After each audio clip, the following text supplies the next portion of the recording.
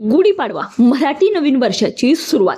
सर्व मंगल मांगल्ये शिवे सर्वार्थ साधिके शरण्ये त्र्यंबके गौरी नारायणी नमोस्तुते. तर गुढीपाडव्याच्या दिवशी हा श्लोक तुम्हाला सर्वप्रथम म्हणायचा आहे. गुढीपाडवा आहे यंदा 19 मार्च 2026 गुरुवारी. याचा शुभ मुहूर्त आहे सकाळी 6 वाजल्यापासून 8:30 पर्यंत. या वेळेतच तुम्हाला गुढी उभारायची आहे, फार लेट करायचं नाहीये. आता यासाठी कोणतं साहित्य लागणार आहे, कोणता मंत्र म्हणायचा आहे, कशा पद्धतीने पूजा मांडणी करायची आहे, संपूर्ण माहिती तुम्हाला याच व्हिडिओमध्ये पाहायला मिळेल. त्यासाठी व्हिडिओ अजिबात स्किप करू नका. नमस्कार, भक्ती परंपरावरती तुमचे मनापासून स्वागत आहे. आपण लगेच व्हिडिओ चालू करूया. इथे पाहूया साहित्य कोणतं घ्यायचं आहे, कोणतं लागणार आहे. तर दिवा लागणार आहे. सर्वात आधी दीप प्रज्वलन करायचं असतं कोणत्याही पूजेमध्ये, त्यासाठी दिवा लागेल. त्यानंतर हळदी कुंकू घेतलेलं आहे आणि इथे सर्वात महत्वाचा भाग तो म्हणजे हारगाठी, साखरेची हारगाठी गुढीपाडव्याला लागते. आवर्जून घ्या, त्याचाच मान आहे. तर ही हारगाठी ताटात ठेवलेली आहे. नैवेद्य ठेवला आहे. त्या नैवेद्यामध्ये भिजवलेली हरभऱ्याची डाळ, त्यानंतर कडुलिंबाच्या फुलं आणि थोडी साखर मिक्स करून हा नैवेद्य बनवलेला आहे. त्यानंतर हार घेतलेला आहे गुढीला घालण्यासाठी. उदबत्ती ठेवलेले आहे ताटामध्ये. तुम्हाला एक तोरंबी कडुलिंबाची आणि एक सोरंबी आंब्याच्या झाडाची, तर तुम्हाला ती ढाळी घ्यायची आहे. इथे कडुलिंबाचा पाला घेतलेला आहे, त्यासोबतच आंब्याची ढाळी देखील घेत आहे. हे तुम्ही पाहू शकता समोर कोणतं कोणतं साहित्य तुम्हाला ताटामध्ये घ्यायचं आहे ते. त्यानंतर धूप घेतलेली आहे लावण्यासाठी. तर हे आणि सर्वात महत्वाची म्हणजे काठी, जी आपल्याला गुढीसाठी लागते. त्यासोबतच साडी, आणि साडीमध्ये असावा तो म्हणजे ब्लाउज पीस. दोन्ही सहित ही साडी संपूर्ण असावी. साडी सोबतच तो ब्लाउज पीस देखील असलाच जे तो आपल्याला गुढीला लावायचा असतो. आणि त्यानंतर ही घेतलेली काठी आहे. काठी ही उंचच असावी, छोटी काठी वापरू नका. तर असं हे साहित्य, आंब्याची ढाळी, कडुलिंबाचा पाला, त्यानंतर जे हारगाठी घेतलेली आहे, नैवेद्य, दिवा, हळदी कुंकू, तर हे संपूर्ण साहित्य आणि महत्वाची साडी आणि ब्लाउज पीस. तर असं हे संपूर्ण साहित्य. आता हे सर्व साहित्य आपण पाहिलं. आता मेन कृतीकडे आपण वळूया.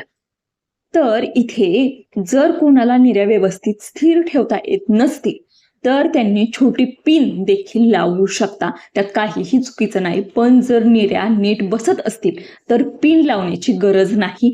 मी इथे पिन लावत नाहीये, कारण माझ्या ह्या निर्या अगदी व्यवस्थित बसल्या आहेत.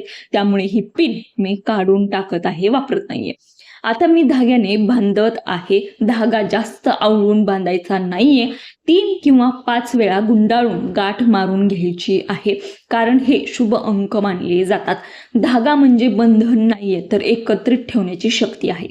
सर्वात आधी मी कडुलिंबाचा पाला बांधत आहे. तुम्हाला हे देखील कडुलिंबाचा पालाच आधी बांधायचा आहे. कडुलिंब कडू असला तरीही तो औषधी आहे. याचाच अर्थ नवीन वर्षात सुख दुःख दोन्ही येतील, पण आपण दोन्ही स्वीकारून मजबूत राहायचं असतं. कडुलिंब आरोग्य आणि समृद्धीचं प्रतीक आहे. तर त्यानंतर आंब्याची ढाळी लावायची आहे. आंब्याची पानं हे मंगल कार्य आणि फलप्राप्तीसाठी प्रतीक आहेत. कोणत्याही शुभ कार्यात आंब्याची पानं वापरली जातात. आधी आरोग्य आणि संरक्षण पाहिलं म्हणजेच कडुलिंबाची पानं, आणि त्यानंतर हे प्रगतीचं लक्षण म्हणजेच आंब्याची पानं. म्हणूनच कडुलिंबानंतर ही आंब्याची ढाळी तुम्हाला लावून घ्यायची आहे. आता गुढी पूर्णपणे मी उभी केलेली आहे. ब्लाउज पीस देखील लावलेला आहे. गुढीवरती तांब्या ठेवलेला आहे. तांब्या म्हणजे पूर्णत्व आणि गुढी म्हणजे विजयध्वज. आता तांब्या त्यावर अगदी मुकुटासारखा शोभतोय. इथे मी स्टीलचा तांब्या वापरत आहे. माझ्याकडे पितळाचा अवेलेबल नव्हता, तर तुम्ही पितळाचाच वापरा. गुढीला साडी आणि ब्लाउज पीस चढवणं म्हणजे आपण देवी स्वरूप मानून तिचा सन्मान करत आहोत. साखरेचा हार देखील घालून घेतलेला आहे. फुलांचा हार देखील गुढीला तुम्हाला घालून घ्यायचा आहे. अगदी व्यवस्थित वाटत आहे गुढी. तर ब्रह्मध्वजाय नमस्तुभ सर्वाभीष्ट प्रदायक प्राप्तेस्मिन संवत्सरे नित्य मंगल कुरु मे सदा. तर इथे जेव्हा तुम्ही गुढी उभा करता तेव्हा तुम्हाला हा श्लोक म्हणायचा आहे.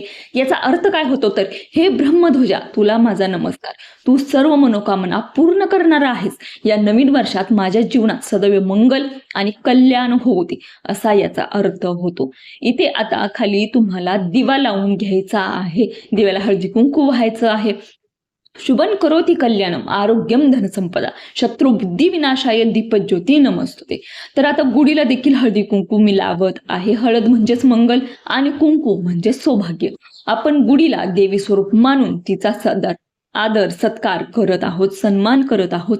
तर आपल्या घरात मंगलमय वातावरण राहू अशी प्रार्थना आपल्याला करायची आहे. नैवेद्य ठेवायचा आहे. 3 वेळा पाणी फिरवून घ्यायचं आहे. नैवेद्यम समर्पयामी म्हणायचं आहे. तर इथे गुढीला देखील फूल वाहून घ्यायचं आहे. आता गुढी समोर रांगोळी काढत आहे. रांगोळीच म्हणजे मंगल सूचक चिन्ह. घराच्या उंबरट्यावरती देवघराजवळ रांगोळी काढणं म्हणजे सकारात्मक ऊर्जा आणि लक्ष्मीचं स्वागत करणं होय. तर आता रांगोळीमध्ये फुलांनी सजवत आहे. फुलं म्हणजे पवित्रता, सौंदर्य आणि भक्तिभाव. फुलांचा सुगंध वातावरण शुद्ध करतो आणि मनाला प्रसन्न करतो. जसं ही फुलं उमलली आहेत तसं आपल्या जीवनातही यश, आनंद, समाधान उमलत राहो, हीच प्रार्थना तुम्हाला करायची आहे.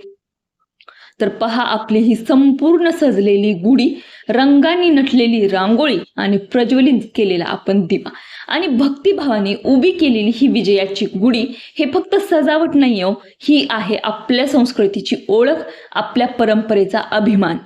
गुढी उंच उभारणं म्हणजे आपल्या आयुष्यातील प्रत्येक अडचणींवर विजय मिळवण्याची प्रतिज्ञा.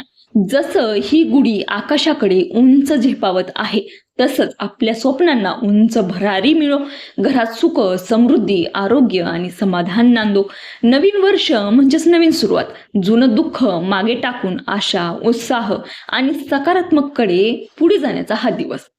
आजच्या या पवित्र क्षणी आपण देवाकडे प्रार्थना करूया की आपल्या सर्वांच्या कुटुंबावर त्यांची देवाची कृपा राहो, घरात नेहमी आनंद राहो आणि प्रत्येक दिवस हा मंगलमय जाओ. तर अशी प्रार्थना तुम्हाला मनोमन करायची आहे. तुम्हाला ह्या गुढीपाडव्याच्या खूप खूप शुभेच्छा. भक्ती परंपराच्या या कुटुंबातर्फे तुम्हाला खूप शुभेच्छा.